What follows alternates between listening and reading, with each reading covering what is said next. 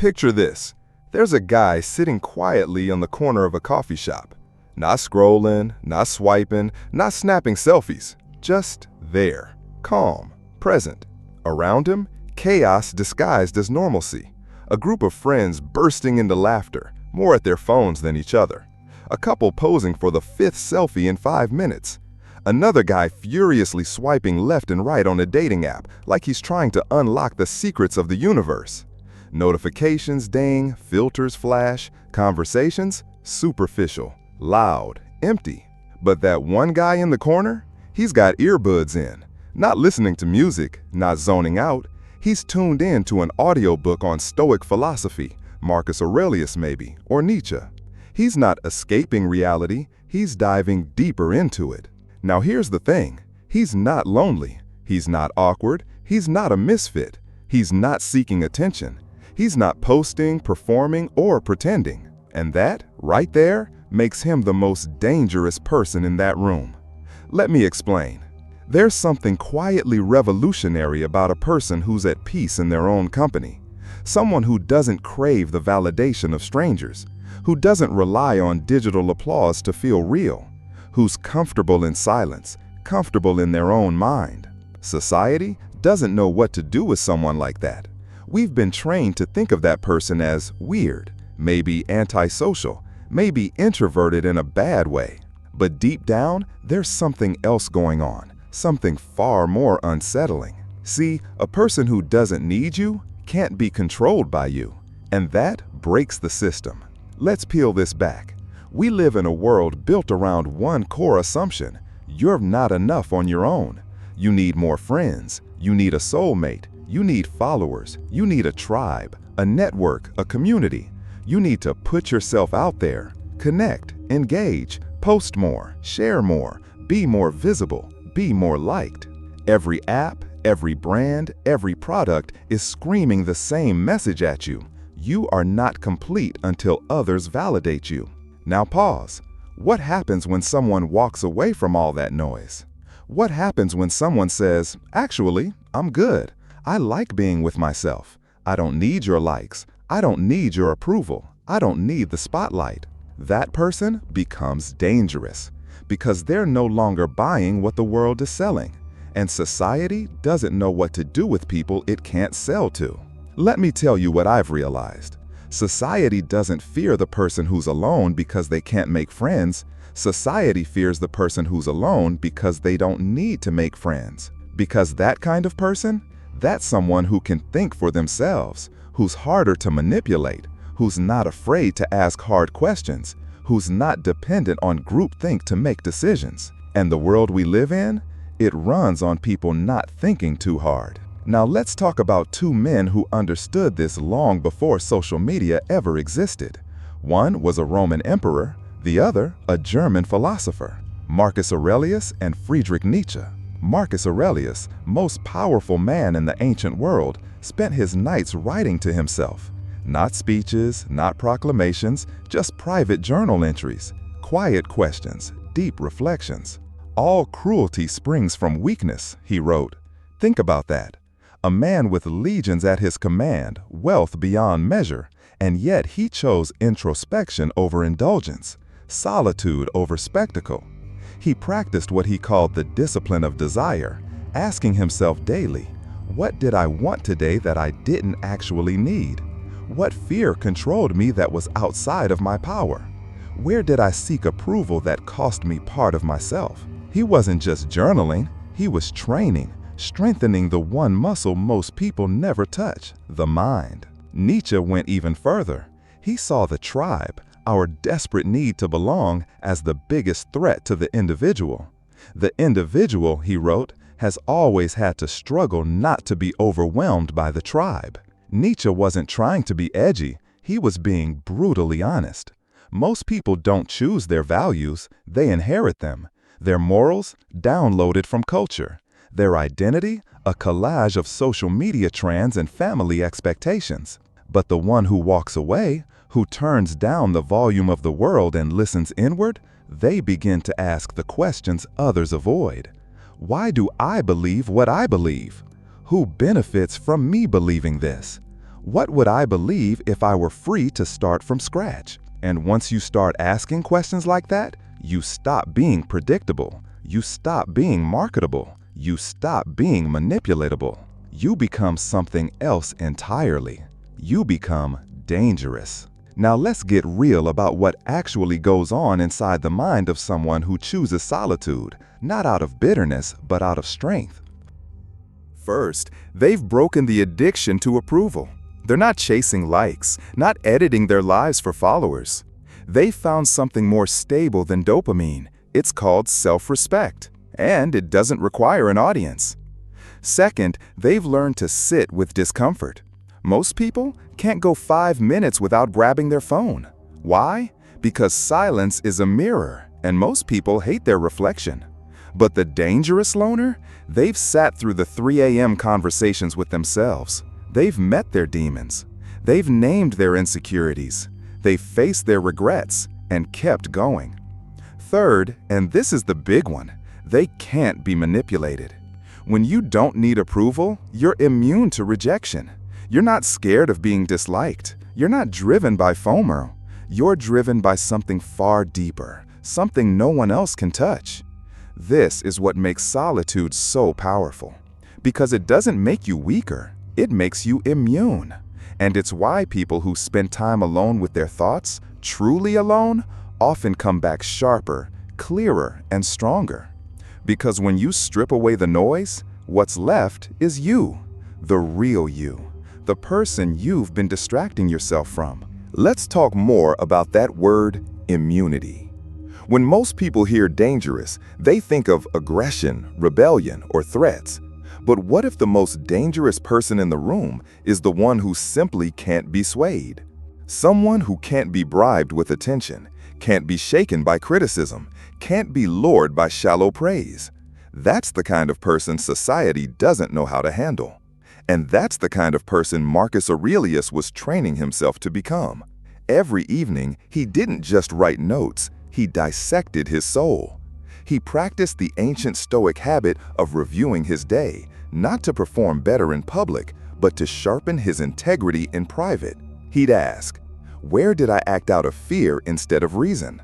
What desires pulled me off course? Did I betray my values just to please someone else? That wasn't self-help. That was spiritual resistance. He was armoring himself, not with swords, with self-awareness. And in doing so, Marcus revealed something powerful. When you know yourself intimately, nobody else can use your ignorance against you. That's why solitude is dangerous. Not because it isolates you, but because it reveals you, the real you, the unfiltered you, the version you can't Photoshop. Now, let's shift to Nietzsche, because he took this Stoic backbone and added something wild, raw, and electric, the creation of values. He said that most of us are just living out scripts we didn't write. We're told what to value: money, fame, status, likes, followers, being liked, being seen. We're told what to chase and what to avoid, what to believe and who to listen to. And we rarely stop to ask, who wrote this script? Because if you did, you'd start to realize it wasn't you. And maybe it wasn't even written for your benefit. Nietzsche's challenge wasn't just think for yourself, it was create for yourself.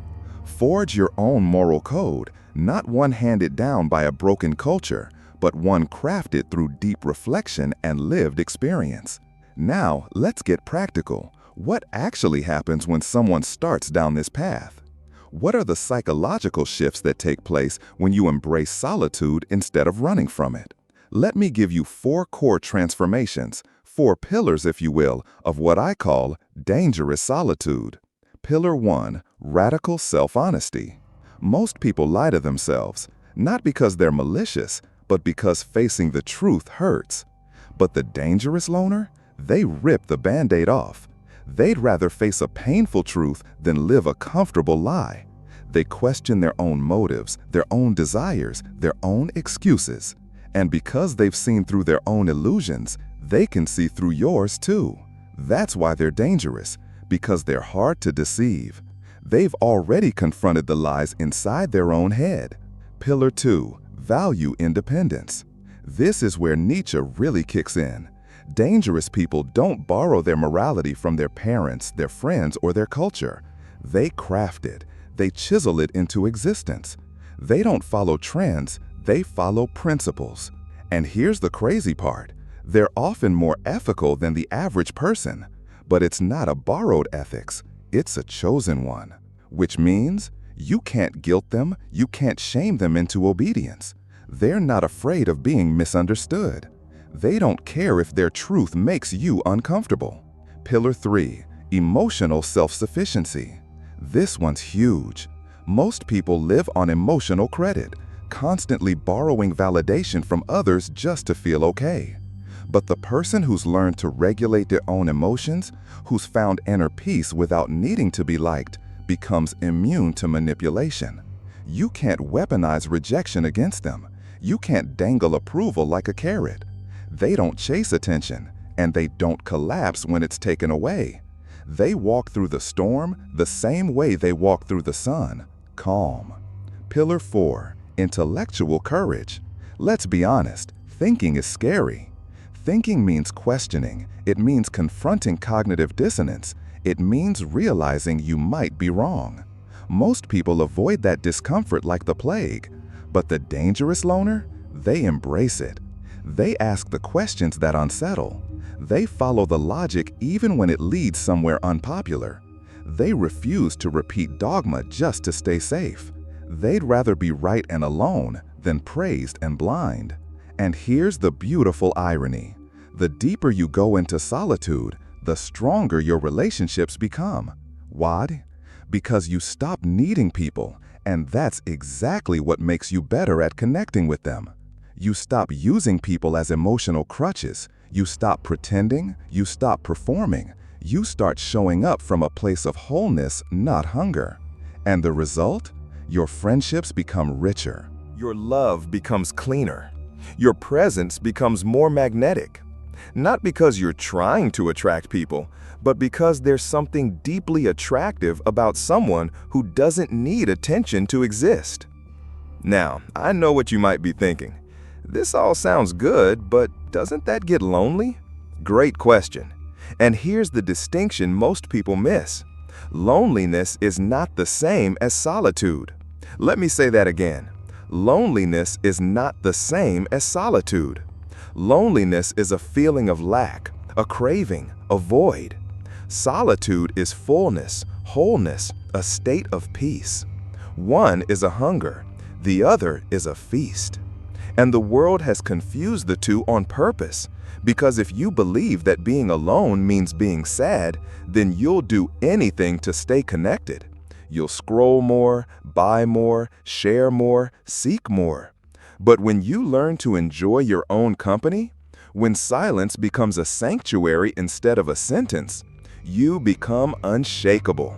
And that, my friend, is exactly what this world fears most. Let's go even deeper. If solitude is so powerful, if it builds self-respect, emotional freedom, and mental clarity, why don't more people embrace it? Why is it still so misunderstood, so feared? Here's the brutal truth. Solitude doesn't serve the system. Think about it. We live in a society that runs on noise. Distraction is the fuel. Confusion is the currency. You're easier to sell to when you're unsure of yourself. You're easier to control when you're afraid to be alone. So here's what they did. They weaponized loneliness. They turned solitude into a diagnosis. They made quiet look like a problem to be solved. They told you, if you're alone, something's wrong with you. But that's the lie. That's the trap. Because a person who enjoys their own company, that person doesn't need to numb themselves with social media. They're not chasing that next dopamine hit. They're not trying to be seen. They're trying to see themselves more clearly. And when you do that, when you can sit with yourself and feel enough, you become the system's worst nightmare. Why? Because you stop buying things you don't need. You stop comparing yourself to people who don't even know you. You stop playing a game you never asked to join. That's what makes the self-sufficient person so threatening. Let's break it down even more practically with a framework I call the 4 forces that fear your independence. These are the parts of the modern world that lose power when you gain self-possession. 1. Economic fear. Our economy isn't built on fulfillment, it's built on lack, on the feeling that you're always one purchase away from happiness.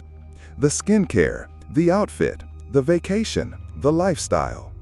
But someone who finds peace in simplicity, someone who feels whole already, they don't buy to fill a hole. They don't shop to prove their worth. And that makes them a bad consumer. A powerful person, yes, but a problem for those profiting off your insecurity. 2. Social fear. Social systems run on status. Who's up? Who's down? Who's trending? Who's irrelevant? Now, what happens when someone opts out of that game? They stop caring about popularity. They stop performing for the crowd. They become unrankable. And that freaks people out, because status is how people organize themselves. It's how they feel safe. A person who doesn't need status becomes unpredictable, and unpredictable people make systems nervous. 3. Political fear. Let's not pretend governments don't use groupthink, fear, tribalism, tribal and conquer, right? But here's the thing. You can't divide a person who thinks independently. You can't scare someone who's already faced himself. You can't manipulate someone who values truth more than comfort. That kind of person can't be easily rallied or ruled. They don't fall into neat ideological boxes. They ask uncomfortable questions. They challenge the narrative. They don't chant, they think. And they vote from clarity, not conformity. 4. Psychological fear. This one's the most personal, the most primal. When someone sees you being calm, whole, and content alone, they feel their own restlessness more clearly. When you stop chasing approval, they're forced to notice their own addiction to attention. Your freedom makes their cage visible. Your clarity makes their confusion harder to ignore. And many people, without realizing it, will try to bring you back down, not out of malice, but out of discomfort. Because your peace confronts their chaos. So yes, this path is powerful, but it's also costly. There's a price to pay for this kind of freedom. Let's talk about what you'll lose when you start becoming this kind of dangerous. 1. You'll lose some relationships. People who depend on your neediness won't know what to do with your independence. Some friends will drift. Some family will be confused. Some partners will feel threatened.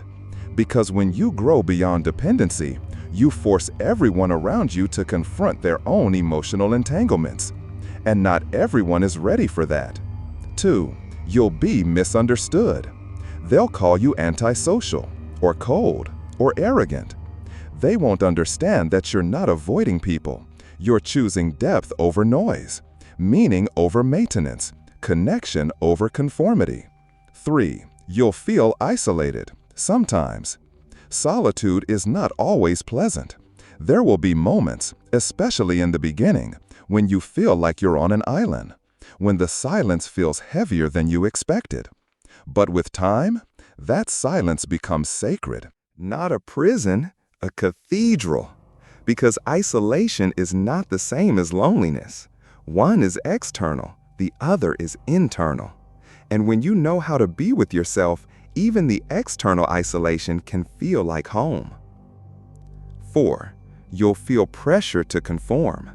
Oh, the pressure is real. People will keep asking, why don't you post more? Why are you always so quiet? Don't you get lonely? Why don't you just come out? Why are you always reading weird books? Are you okay? They'll keep trying to pull you back into the herd.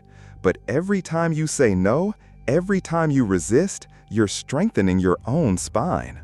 Because here's the truth. The price of solitude is real, but the price of conformity is your soul. And that's not a trade worth making. So where do you go from here? How do you start building the kind of solitude that strengthens instead of isolates? Let me give you the ancient blueprint, updated for the modern world. 1. Practice small doses of stillness. Start with just 10 minutes a day. No phone, no music, no podcast, no noise. Just you and your thoughts. It might be uncomfortable at first. That's okay. That means you're doing it right. 2. Begin a nightly review. Channel your inner Marcus Aurelius. Each night, ask yourself, what did I want today that I didn't need? Where did I act out of fear? Did I seek approval at the cost of my own values? This isn't just reflection, it's reconstruction. You're rebuilding your inner compass. 3. Question your inherited beliefs. Don't just believe something because it's normal, or traditional, or trending. Ask, who benefits from me thinking this way? And would I still believe this if I had never been told to? This is where your real values are born. Let's keep going. We've talked about how solitude builds clarity, how it makes you emotionally self-sufficient, intellectually independent, and psychologically untouchable. But we're not stopping at theory. Let's talk about how to live this, how to embody this kind of dangerous self-possession in your daily life. Because solitude isn't just about sitting alone in a room. It's not about escaping the world.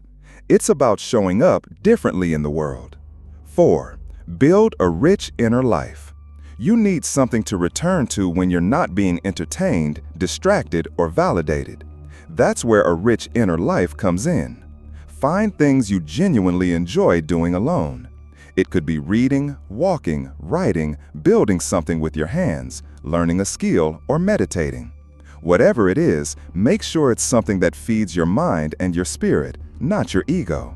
Don't do it for applause. Don't do it for Instagram. Do it for the feeling you get when it's just you and that thing, and the rest of the world fades away.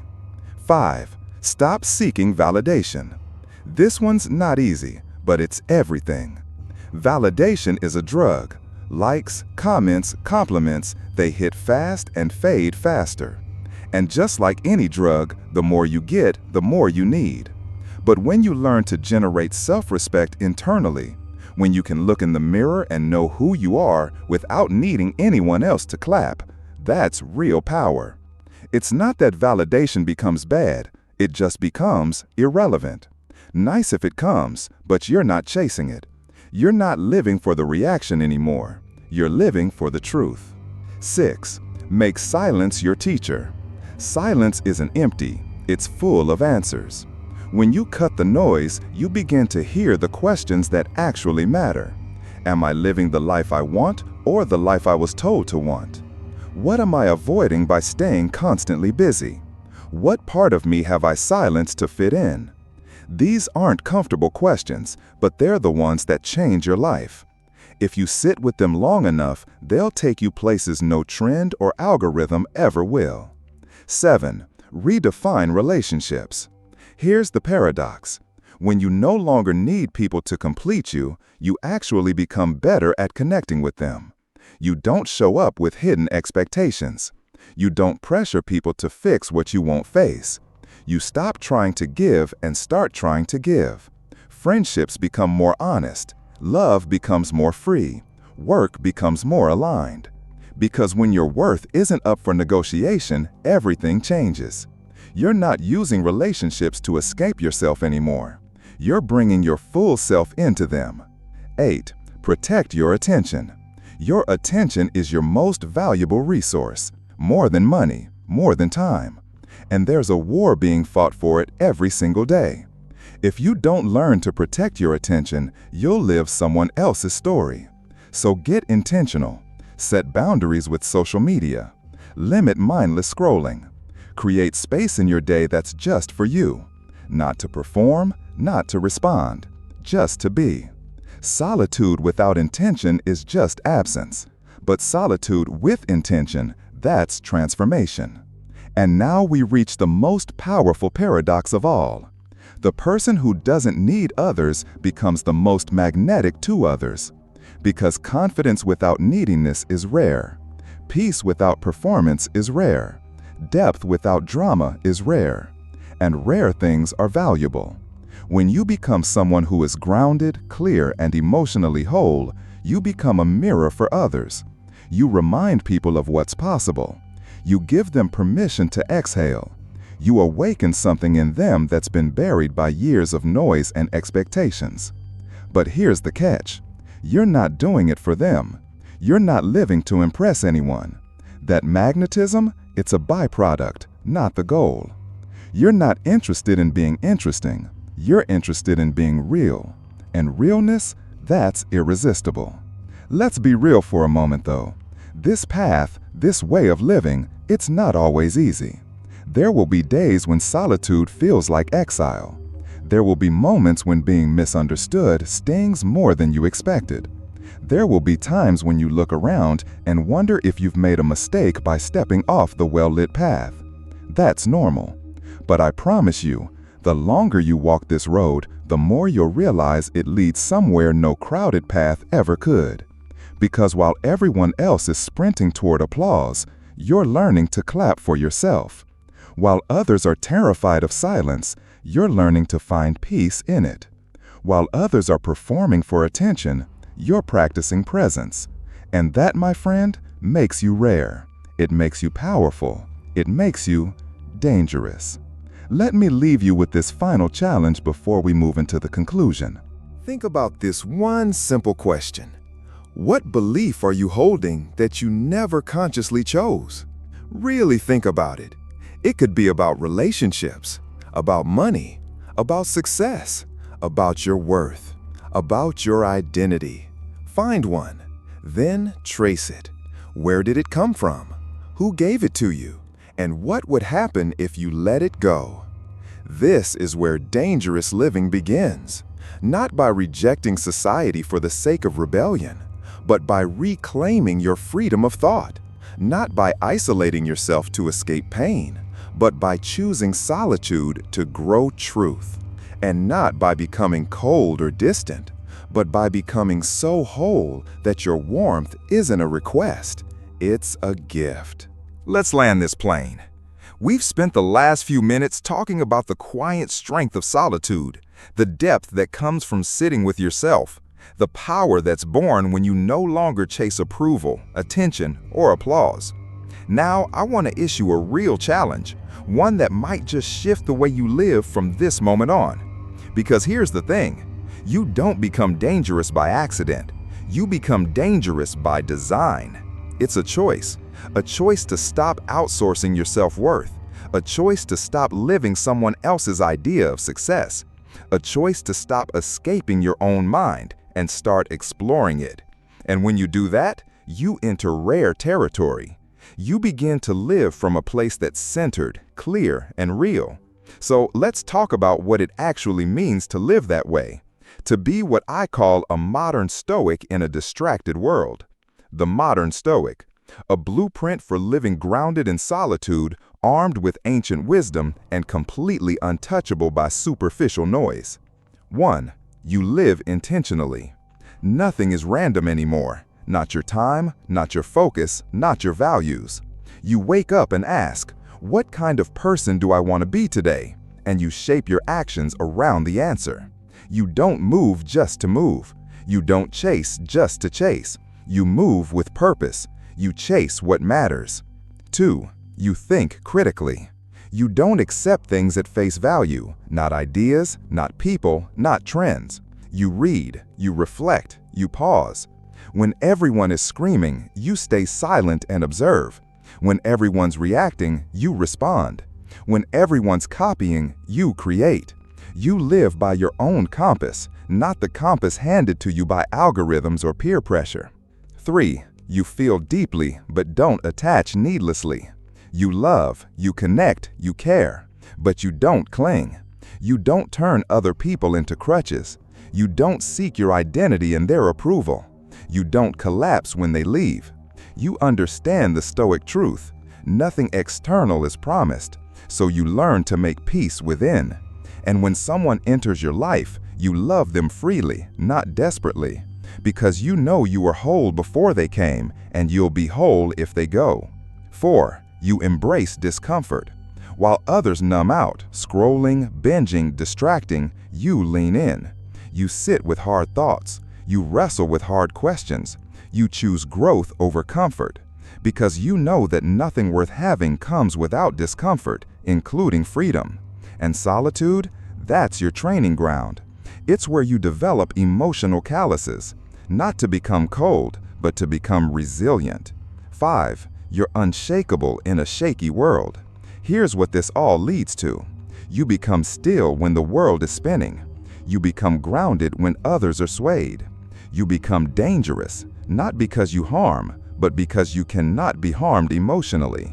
You become like water. You adapt, you flow, but you're impossible to grab, to cage, to control. And that kind of presence, that kind of clarity, that's rare. Now, here's the twist. The moment you stop needing validation, that's when people start giving it to you. The moment you stop begging for connection, that's when genuine relationships start forming. The moment you stop performing, that's when your real energy starts drawing the right people in. But remember this, that's not the goal. That's the side effect. You don't do this for others. You do this for you. Because a life built on external approval is a prison with invisible bars. And the key? The key is always found in silence. So, here's your final challenge.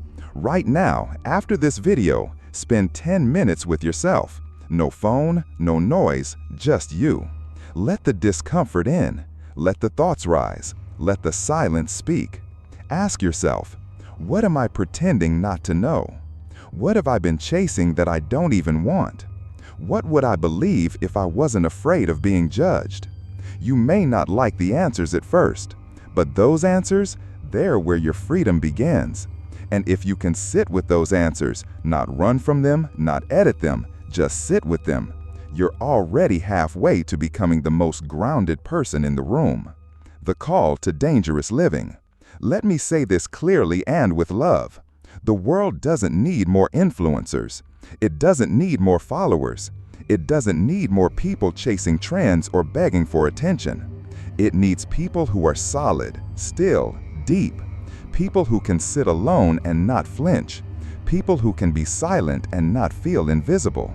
People who can stand apart and not feel lesser for it. It needs you, but not the edited, performative, diluted version. It needs the you who's done the work in silence, the you who's found peace in solitude, the you who isn't afraid to walk alone because you know where you're going. So here's my final ask. If this resonated with you, share it. Not for the views, not for the algorithm, but because there's someone in your life who needs this reminder. Someone who's been drowning in noise. Someone who's forgotten their own strength. Someone who's felt broken because they're alone, but in truth, they're right on the edge of a breakthrough. Send it to them, and then drop a comment. What's one belief you've carried for years that you never chose for yourself? Let's unearth it together. Let's start peeling back the layers. Because in a world begging you to blend in, the most radical thing you can do is stand alone. Stay dangerous, my friend, and I'll see you in the silence.